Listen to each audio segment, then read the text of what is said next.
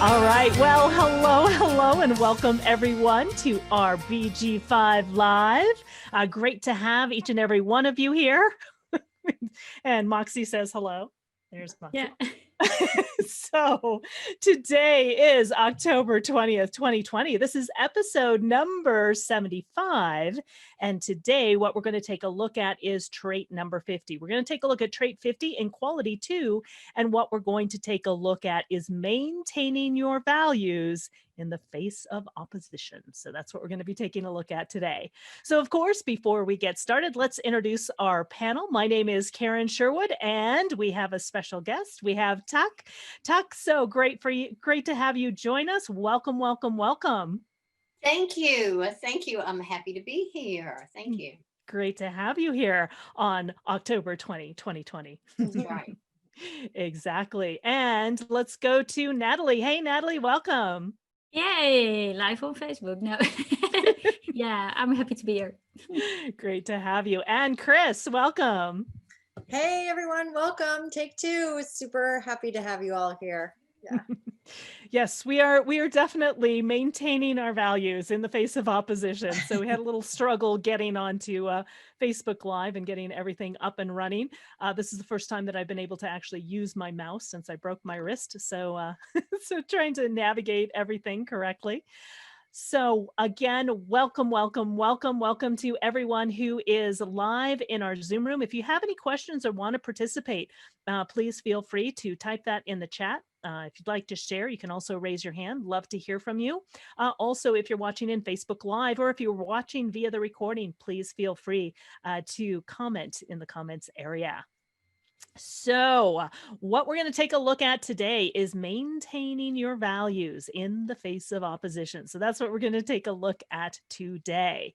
So again, we're continuing this journey through duality. Again, we're taking a look at these traits that really the theme is about bonding and connecting with others, so that bonding and that connection. And what's very interesting, I just find this really fascinating, that during the month of October, we're really taking a look at all of the themes in the survival instinct. I find it very, very interesting to see as, we're hunkering down for winter that's coming. We're all taking a look at how we are going to survive. And today we're going to take a look at trait 50. So we've taken a look at correction in the 18. We've taken a look at depth in the 48. We've taken a look at intuitive insight and continuity. That's what we took a look at last week. And today we're going to take a look at values. So values, an instinct for the integrity of the laws. So that's what we're going to be taking a look at today. Next week, we'll take a look at the game player, the instinct for struggle, worth fighting for. And then we will take a look at to wrap up all of the traits of the survival instinct. The last one we'll take a look at is alertness. Alertness is actually part of currently what we're looking at here. And alertness connected to that 26 of sales and marketing. So that we have the 44-1, this instinct for what is beneficial for this group, this alertness to what's happening, is part of what is defined, and it defines a strength connected up to the past direction in the 26 of sales and marketing. So we can see we have this this is a very creative strength. It's the strength of creative enterprise. It's the strength of the transmitter, along with our continued definition of really searching for that inner truth. So it's really interesting to take a look at. And if we take a look at the values, it's also interesting that the values, if we take a look at what's on the other side of the values, what's the grounding and balance? It's of the 3, and the 3 is really about mutation. It's about change. And so it's, in a sense, maintaining that continuity, maintaining our values in the midst of change, in the midst of opposition, which we're going to take a look at today. So Tuck or Chris or Natalie, anything that you would like to add before we jump into taking a look and exploring what values are all about? Guess not. No, I All don't right. have anything yet. All right, let's take a look at values. This is something that Chris is quite aware of. Chris's birthday is coming up here, and this is part of Oh, her is part of her core essence. So the trait 50 of values is an instinct for the integrity of the law. We can see the one bullet that's here. It's a little out of order, but you can help enforce rules for caring that can become the source of moral conditioning. This is all about here to guard the values and the integrity of the law, and the structures to protect and uphold the well being of a business or a group or a community. This is really believing in that historical continuity. So you believe in the historical continuity where traditional values, this is very tribal, so it's about tradition. You believe in the historical continuity where traditional values serve to enrich the present and the future. This is also about the instinctual awareness. This is part of the survival instinct. So, this is the instinctual awareness scrutinizes what is corrupt, unjust, unnecessary, self serving, or needs to be challenged or changed. Right. So, what's very interesting, again, what grounds it is the three, which is all about mutation. And once again, we already took a look at this, but to help enforce the rules for caring that can become the source of moral conditioning. Right. So this is trait 50 of values. And I'd love to hear from Chris. I know, Chris, this is part of your life work theme. I believe your birthday's on Friday. So happy birthday. Thank you. And I would love to hear from you. I don't think any of us have it. And so the fact that this is your core essence, this is something that is very strong in your design. It is. And I was, as you were reading through that, I was thinking about the different ways that it shows up. And one of the things that we talk about at BG5 is not just using that we can have shadows in any area of our design, what's undefined, and even, it's about using it in a healthy way.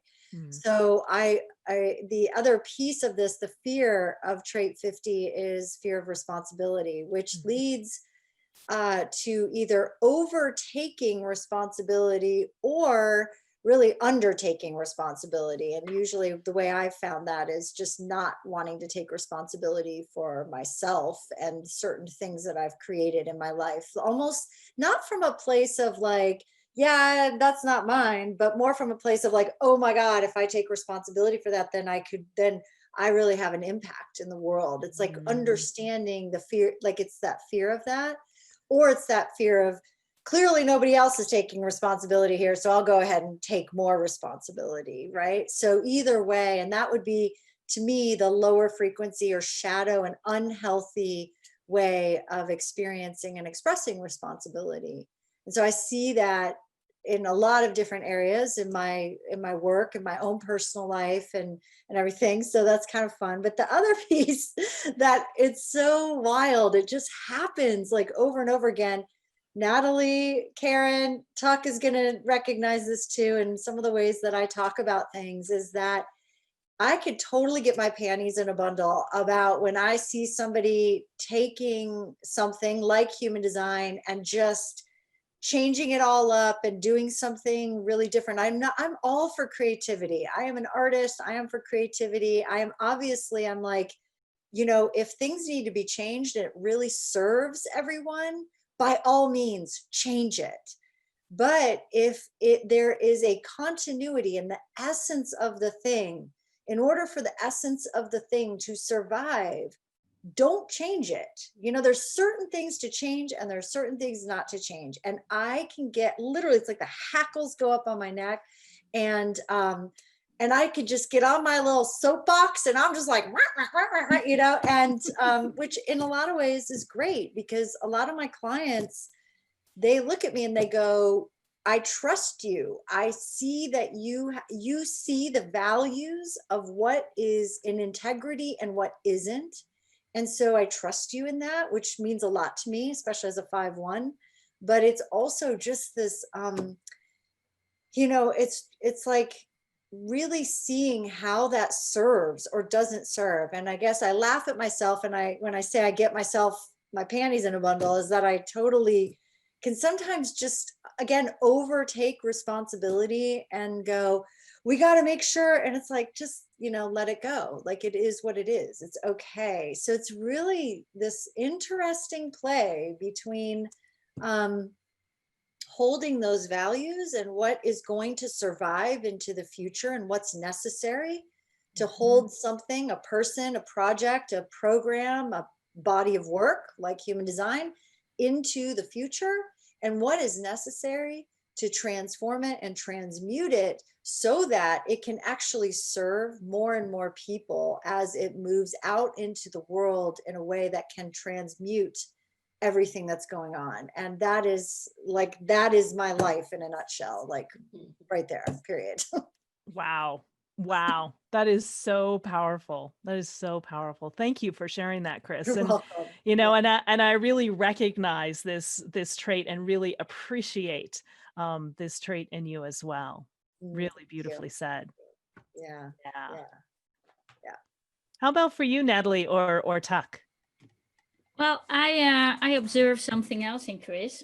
So this is very obvious. That this is something we every now and then it comes up again because we come across something or with BG5. But especially about the last bullet point, and this is interesting.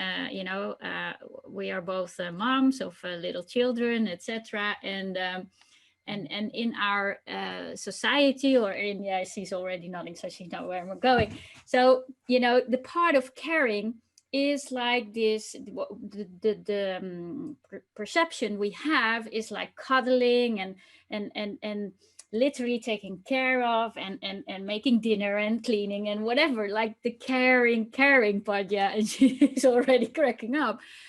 Because that's actually the other side of the strength. That's a 27. So the values they do so like Chris is a personification of this again. So if you have trait 50, you do care. But you don't do it in the nurturing way, right? In the basics, but more in the that all is safe, that the boundaries are set, that everything runs smoothly, or I don't know how to put it. Maybe you have better words for it. So I also remember, I believe it was when we together went through one of our foundation courses, that you shared that you made yourself run for it at times, right? That you're not that mom. That is the caring mom, but you do care, but you care for like your tribe in a different way, not in the what we perceive as being a caring mom.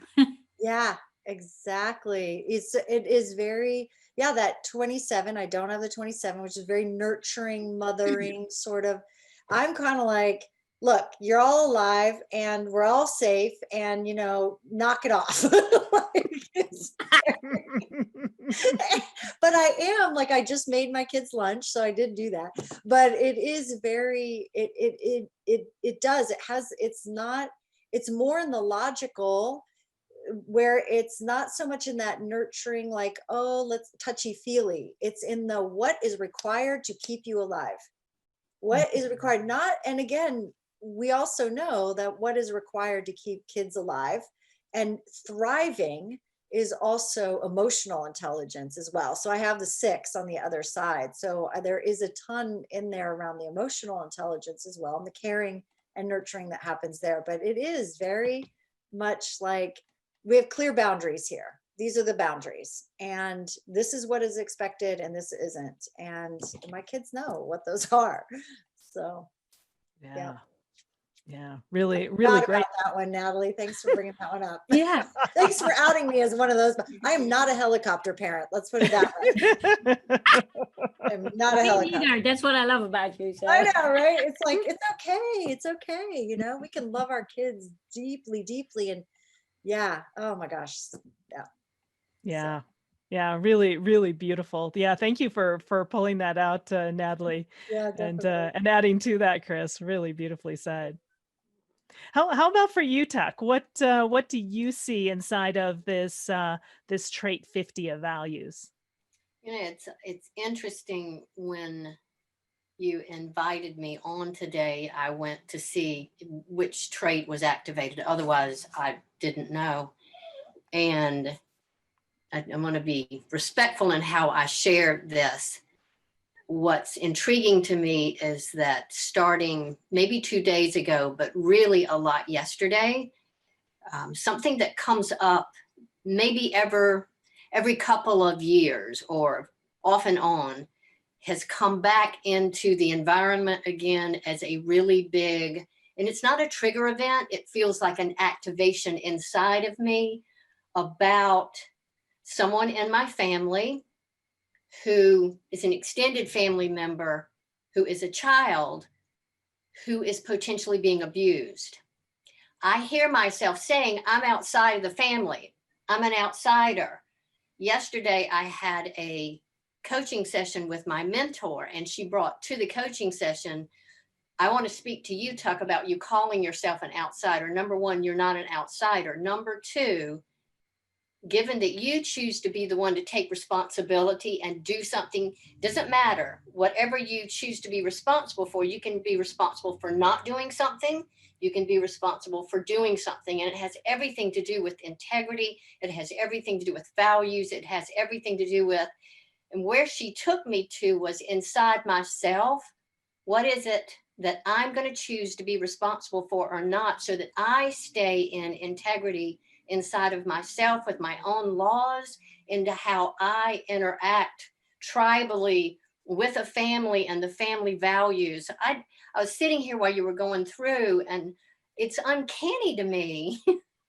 So I want to go back and say, okay, when did this happen the last time? But it really is, I feel so moved by the activation of what's inside of me right now that aligns with everything that's there. And I have an open, survival instinct function. So I'm open to what's around me.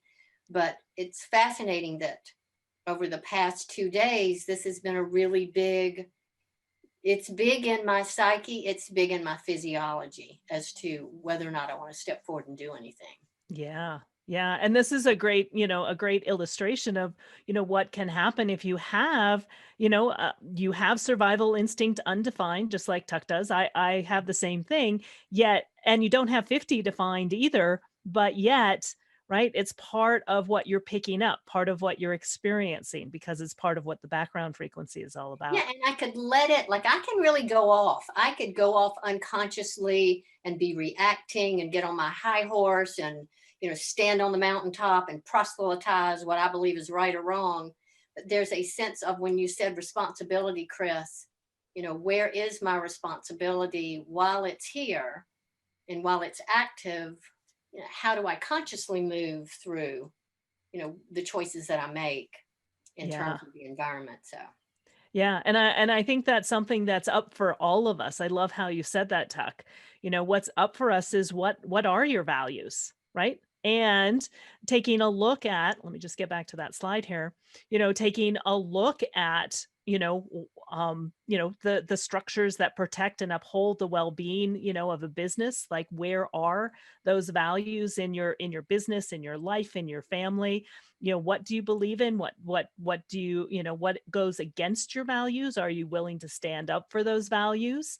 um Taking a look at where that, where the traditional values can really serve and enrich both the present and the future, and being able to recognize what needs to be changed, but yet with the continuity, right? Because we have the three on the other side, which is all about change, but this instinctive awareness to really scrutinize what is corrupt, what is unjust, what is unnecessary, what is self-serving, or what needs to be challenged or changed in order to move forward, but yet maintaining our own values. So it's going to be a theme that comes up for all of us, whether you have it defined or undefined, but particularly if you have it undefined, is something that, it's coming up that you may not necessarily always be aware of, just like what Tuck was speaking to. Yeah, and the word boundary, it's like with my husband, I've gotten really intentional about my boundaries around the topic and the subject.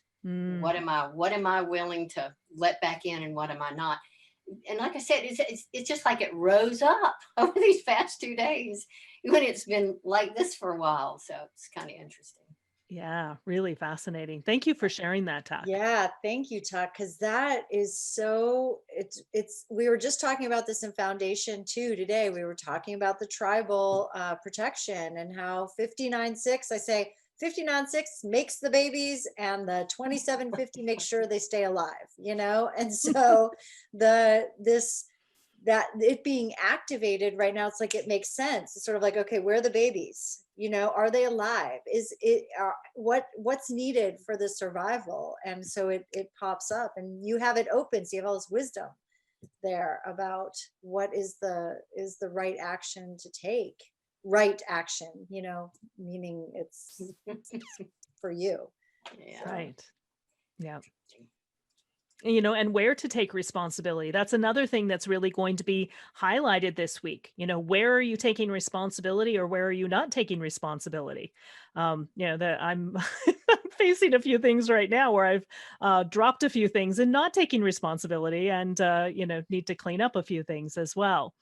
You know, so again, it's going to be something that's being brought to light. Now, when we take a look specifically at the quality, we're taking a look at quality 2, which is determination.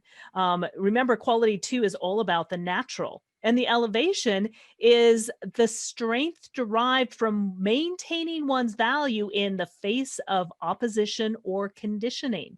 It's the strength of purpose that can enjoy overcoming adversity to achieve its goal. But then again, you also have the challenge, the lack of strength. So the lack of strength, where values are threatened by the opposition or by conditioning, and the discomfort with adversity that may lead to determined with a withdrawal. So you can see this picture here. How are you handling the adversity in your life, right? As part of responsibility, are you taking responsibility for it? Or are you, you know, is your head in the sand trying to avoid responsibility?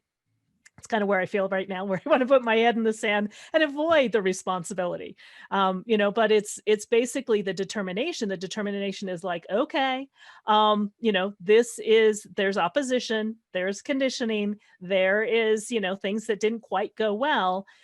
So it's maintaining your values, again, is the elevation in the face of that opposition or conditioning.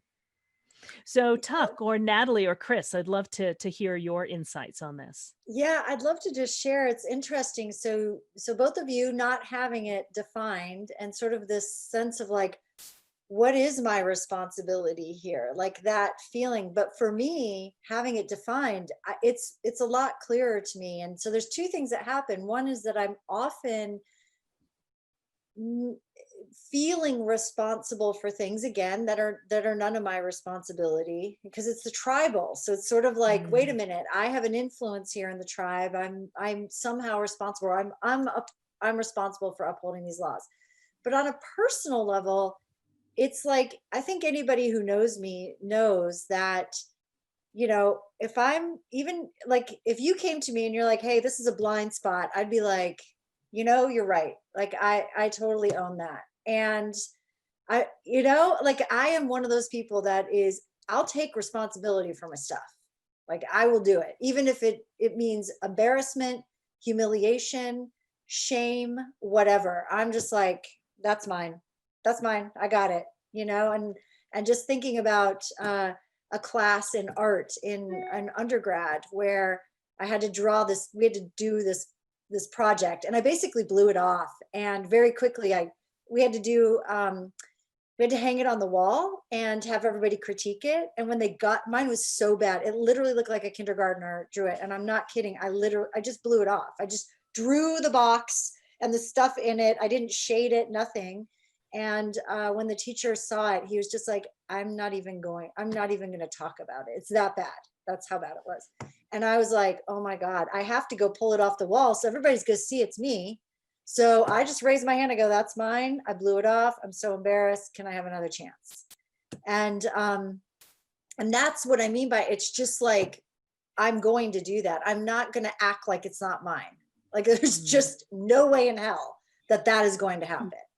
So whereas I see that other people doing that, and it immediately, I'm just like, okay, I'm done.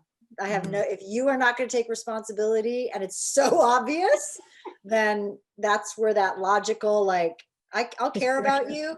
I'll save you if you were drowning, but I'm not going to hang out with you. Mhm. It's really clear. So Yeah. Wow.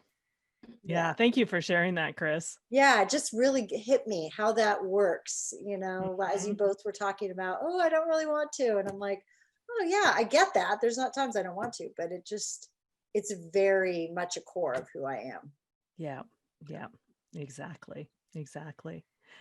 How about for you, Tuck? I'm laughing. That means I'll never be able to walk by and whack you in the rear end because you're not going to have your head in the sand like that. Yep.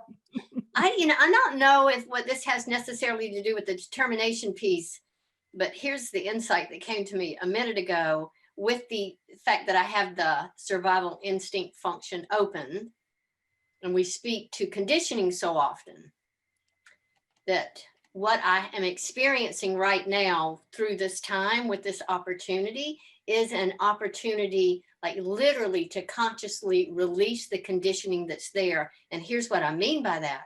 When I was on the call with my mentor yesterday, what was underneath it all, the reason that I am fighting for, determined to take a stand for, what came up yesterday was I was doing it for the fact that no one did it for me when I was a kid. So I got in touch with this thing that was underneath that was having me operate unconsciously, fighting for, opposing for. And what the breakthrough yesterday, the release was powerful. And look how wise I am today. Yes. Yes, look at that. Wow. Exactly. I just never put it together until right here in this moment that, how precious these times are, these days are, going through the activations of these traits, the conscious opportunity, to be with a release or the overcoming of conditioning. Yes, thank you for the opportunity. There are no mistakes to make the connection. That That's- is brilliant. That is so brilliant. And it really is also about understanding when it is your responsibility and it isn't. And again, that's also part of it, is like a lot of times I'm working with my clients, I'm like, that's not yours. It's not yours. Yeah, Period. right. Like there's that right discernment of what are we responsible for and what are we not responsible for. And that's also huge. So that's awesome, Tuck. I'm so excited. Love that picture. Yeah, me too. I loved it. I saw it. Oh my gosh, Lisa, I love this. She says, I've been trying to avoid taking responsibility for my purpose and received an answer last night that I may as well abandon ship if I'm not going to do it because I'm only creating negativity by sitting on the fence. I really deeply get this because I think all of us grapple with that on some level, Lisa. And it really is that, like, that right relationship with responsibility. It's sort of like there's no one else in the whole world like you, Lisa, Karen, Tuck, Natalie, me, every other person that's on this call or watching the recording. That in and of itself that's our really the only thing we're responsible for is being true to ourselves and expressing that in the world. Yep. Like if we do that, it'll work out, Yeah, Yep. so with the energy today, Lisa, you can, take the strength, and although you face opposition or conditioning or whatever, but maintain your value and go for it. Go for your purpose, right? With that, you will overcome the adversity and achieve your purpose in this case. Yeah. And tying into what Tuck said too, when we're taking a look at the survival instinct where this trait is, the shadow of it is holding on to the things that are no longer good for you. So along with that is the theme of letting go. And I've found it interesting. Again, this is the theme, if you will, for October, and this is where the trees are letting go of their leaves. It's letting go of what does not serve you anymore and, through your values, right, maintaining what really is important. Yeah. I'm not someone that pays a lot of attention to what goes on externally. However, I do listen. And there's a lot of fear right now, based on the times that we're in. And I know you said this at the beginning of the webinar, Karen, what a precious time we're in and how synchronistic it is right before the November election that, there is this incredible opportunity to stop and go, okay, well, am I okay right now? Is that happening right now? Are we okay right now? And to be able to release so many of the existential fears that block, the power of who we are. It really is a beautiful opportunity the way it's all been laid out. Yeah, Based absolutely. on the time right now. Yeah, exactly. Wow, very, very, very powerful. Any comments or anything else from the Zoom room? No. All right, cool. Well, we have and Natalie, I will and again, happy birthday to Chris coming up here too. If you want to talk about Alfred Nobel, this is where the Nobel Peace Prize came. It's very interesting to kind of again see our celebrity and where their life work shows up. Would you like to say a little bit about it, Natalie? Yeah, so it was difficult to find somebody today, I must say. I went through a lot, and then I found Alfred Nobel. And what I really found like shocking, that the Peace Prize comes from somebody who had the armaments manufacturer, right? He developed the dynamite, like. And that was the major part of his life and what he did, right? He had the how do you say it, the industry, the fabric, or how do you say it, from his father, and built it out and got quite rich, etc. Because that is also what he used in his will to put a legacy to. So his fortune. Yeah, let me just read this first. So it's a Swedish innovator, armament manufacturer, inventor of the dynamite. So he lived from 1833 to 1896. And in his last will, he used his enormous fortune, which at the time really was enormous, to institute the Nobel Prizes, to leave a better legacy. And let me just continue on. So since 1901, the prize has honored men and women for outstanding achievements in physics, chemistry, medicine, literature, and for work in peace. So in 1888, so like a decade before he really passed away, there was an erroneous publication of a premature obituary. So, that he had deceased, by a French newspaper, condemning him for his invention of the dynamite. It is said to have brought about his decision to leave a better legacy after his death, because the obituary stated, "Le merchant de la mort est mort." So the merchant of death is dead. And so it went on to say, like, Dr. Alfred Nobel, who became rich by finding ways to kill more people faster than ever before, died yesterday. But he was like, I don't want to be remembered like that, right? So it's fascinating to then look at his life work theme, which is loss. So you create, and I have to here, you create, adapt, evaluate laws and values to accommodate our species evolution. Lawmaking as a creative inner process based in humanity's instinct to survive mutation and change. So Wow. in general, when you read that, you think of people who put trees into the world, right, or something, and you don't think of dynamite and armaments factorer. But when he developed it, when he invented it, he wanted it to become safer and more convenient to handle. So he had this, and I'm not going into the chemics of it because I don't understand a bit, but so he put it together, and later on he also created the gelignite, which is a blasting gelatine, which is even stronger. So, but actually he contributed to the evolution, right, of mankind, and dynamite is also used to demolish buildings. I had to think of Chris with her toothpick of where we are at. So with his invention, we can blast through these times right now, right? No, but so yeah, it's I found it fascinating. And then Wow. actually the peace part, so it was really about physics, chemistry, medicine, literature, so more the technology and the science. And then the peace part, it was said to be from one of his assistants that worked with him, that kind of pushed him to put it in as well. And she actually won. We see your background screen. Yeah. Oh, sorry. Yeah, that's okay. I was So going to try to you can fix it. I see was where hoping I you read couldn't that see from. it. Sorry. Yeah. I was going to fix this. So it's 52. There we go. Oh, okay. Sorry. Yeah.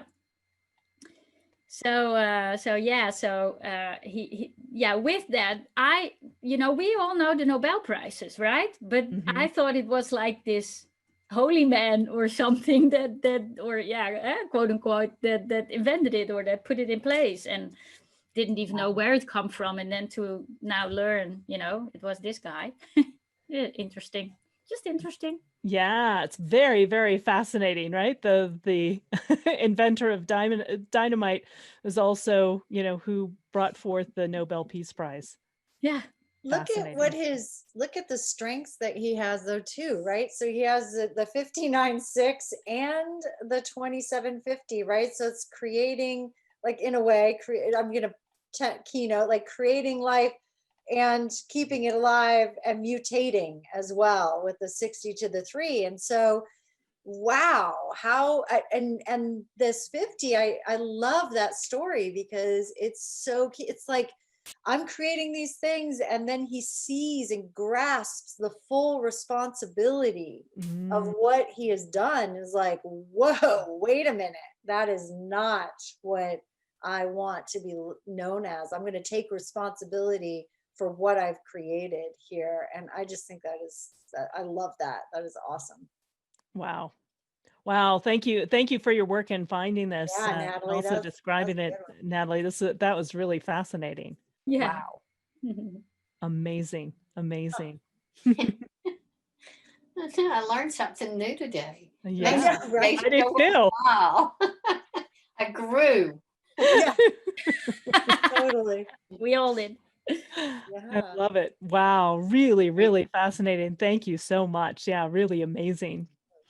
All right. Well, again, if you are new to BG5, we invite you to check us out. You can go to our website. You can get a free report. You can follow along with BG5 Live.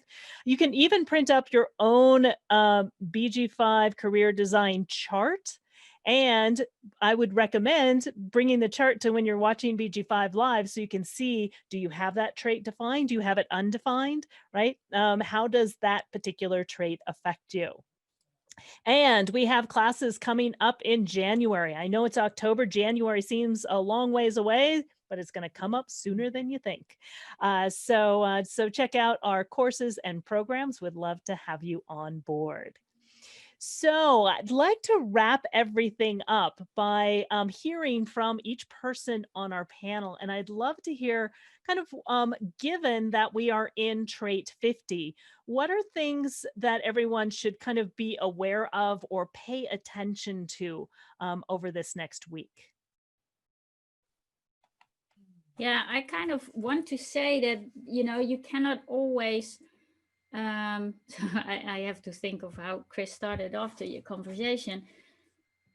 Even though you feel like you want to do something about it, there's also the sphere of influence that you may or may not have, right? So if you look to better the world in a big way or whatever, right? There's so much going on. Maybe unite with other people, make a tribe or whatever, but also letting go of overtaking your responsibility in some areas. Yeah, beautiful. Thank you, Natalie. How about for you, Tuck? 1 second. Couple things.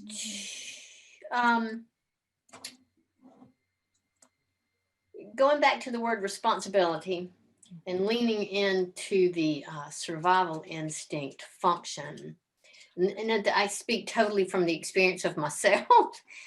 I have a tendency to go down the proverbial rabbit hole, or to put my head in the sand, much like that picture, based on my fears. And Chris, what you brought to the table about the 50th activation in terms of responsibility, to utilize this time right now when fears come up, because what I'm used to doing is I'll have a fear, I'll then make up this incredible storyline about it being true, and then my emotions get into the middle of it, and I am off, with this one little existential fear, acting like it's a matter of my emotional and mental life or death. And to take this time to be present to the fears that come up and take whatever responsibility is there for me, you, us to take responsibility. I don't think, every time I come here, I say we've been gifted with this incredible time that we're in. So I guess I'll say it again. We're being gifted with an incredible span of time to be present with ourselves in. So, yeah. Beautifully said. Don't Tuck. follow me down the rabbit hole. Not that you would. Thank you, Tuck. And how about for you, Chris? Yeah, I'd follow you anywhere, Tuck. You know that, right? So I would say this again, it's looking at where are you overtaking responsibility, and it's not yours. It's not yours. And where are you, maybe abdicating responsibility that if you were to own it, that it would bring more to your life, to your tribe, to your business, to your relationships.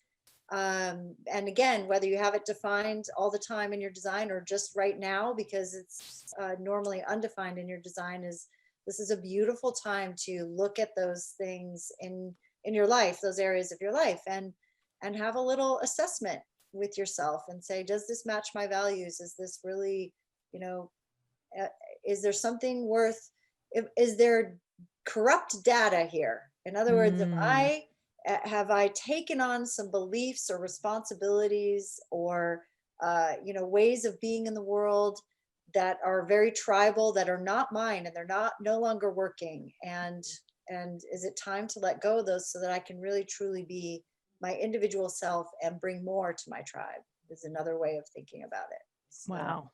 Yeah. Really beautifully said, Chris. Yeah. And again, it is about values. It is about that fear of responsibility and knowing where to take responsibility and where we need to let go of responsibility.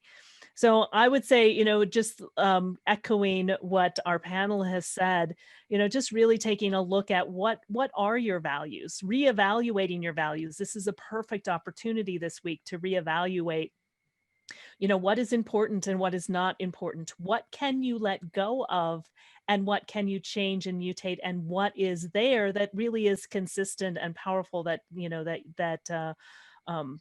want to maintain. So again, maintaining that continuity, maintaining that tribal tradition, but yet at the same time letting go of what no longer serves and being really aware of what your values are, so what to let go of and what does serve and what does not serve you.